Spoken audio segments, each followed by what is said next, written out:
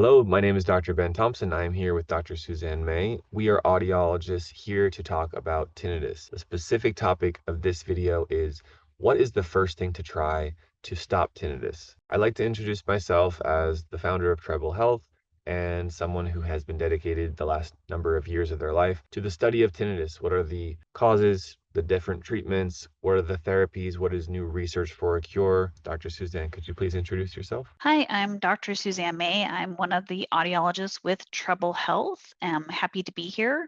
I have tinnitus myself. I've had tinnitus for many years, and I'm happy to say that with some sound therapy and cognitive behavioral techniques, I have habituated.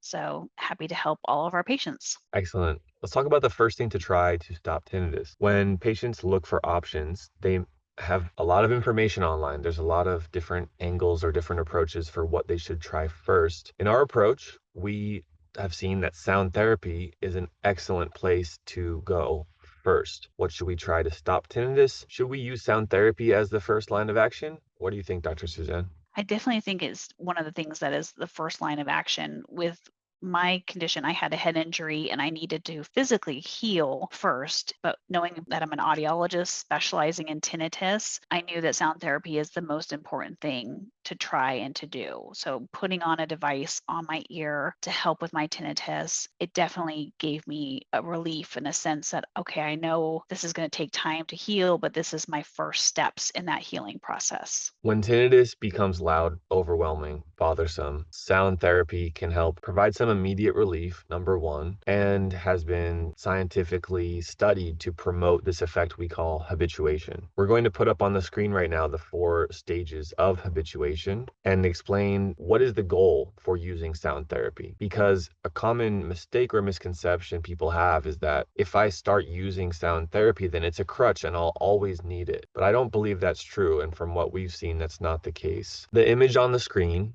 shows the 4 stages of habituation. The first stage has the highest awareness and annoyance of tinnitus throughout the day, frequent worrying and anxious feelings. Your normal life has been changed, and it's often accompanied by loss of sleep or appetite. Now, over time, through treatment and therapy, tinnitus can reduce and your habituation can take place. Sound therapy is one of the most important pieces of habituation. That's why we recommend it so strongly. So I always describe the 4 stages as a stage one, tinnitus feels like it's smacking you in the face. That it is just this all consuming thing that you definitely have this high awareness. As we move through the stages of habituation, stage two, you start getting little chunks of time, little breaks, chunks are chipping away in the rock where you start noticing little improvements in the tinnitus. Stage three, you definitely get longer periods of time. Your emotional reaction to it is a lot less. And stage four, you finally have more neutral reaction to it. And it really is about diminishing that physiological response and the emotional response to that repeated stimuli, which is tinnitus. Let's talk about that physiological response and how tinnitus is not something that I can choose to change in the moment or choose to control with just my thoughts alone. It's not an emotion, it's not a thought, it's a physiological process. And to simplify this, let's talk about one of the most common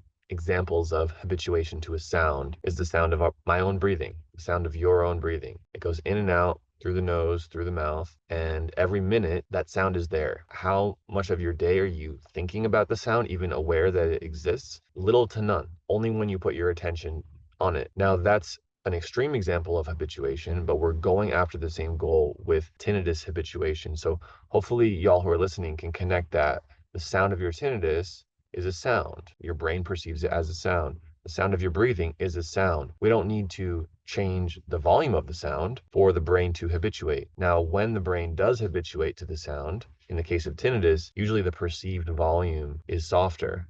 Dr. Suzanne, I'd love for you to add your clinical experience working with many patients, focusing on tinnitus over the years, what you've seen, really the power of habituation, whether it's your patient's or your own story. Yeah, you had a great example of when we're hearing a sound like a refrigerator humming or your own breath. When the brain hears it and it goes up the brainstem, there's a spot where it says, is this not important or an important sound? And it can mark it as that. But tinnitus, for whatever reason, did get marked as, important, and started involving other emotional centers of your brain and putting into this dangerous sound effect. When it's not dangerous, it's just an electrical signal that's happening. And so with sound therapy, what we're trying to do is get the brain to be aware that there's another sound that is completely benign that we don't care about, and compare it to the tinnitus and start to relearn how to categorize our tinnitus into that non-dangerous category. And so that's why we like sound therapy, is to give that brain that ability to make that comparison. Excellent. And for those who have tried sound therapy before, you may have used a sound machine from home. You may have used your smartphone. That's a good start. Some of you have been working with us. Some of you have tried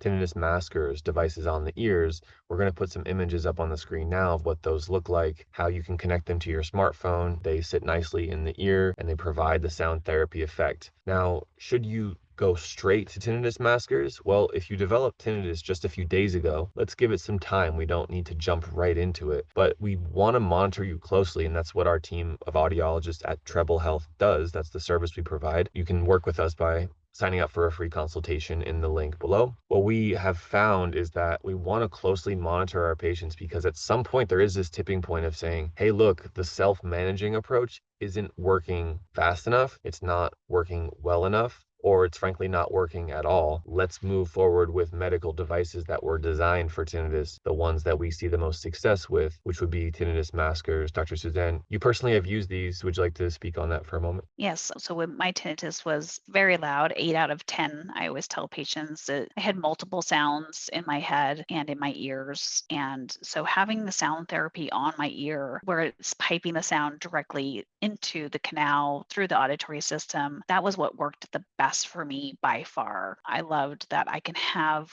sounds in my ear that I can play. I did different types of sounds. So I used pink noise, but I used frogs, I used ocean waves. And so that's one of the things I love about the devices at Treble Health, is they have the ability to have on board the pink noise or the white noise, but also then stream in other sounds that are helpful too. And it just gives you that relief that your need. And the brain wants to hear sound. It wants to be able to find another sound to learn how to habituate. Tinnitus maskers and sound therapy, that's the first thing to try to stop tinnitus. If you're interested in tinnitus maskers, we do have a telehealth consultation service where you can sign up for a free Zoom call with one of our audiologists. It could be Dr. Suzanne, it could be myself, or another one of our tinnitus experts. We really care about your progress, and we do believe you can improve. So even though this process takes time, hang in there. There's many success stories. There's many examples of individuals who are living proof that you can reduce the loudness and the levels of your tinnitus. So continue with that, and we wish you well. Thank you for watching today's video with Treble Health. Check out our next video by clicking the button on this screen or another recommended video. And if you're not already, make sure to subscribe to our YouTube channel. Thanks so much. See you on the next video.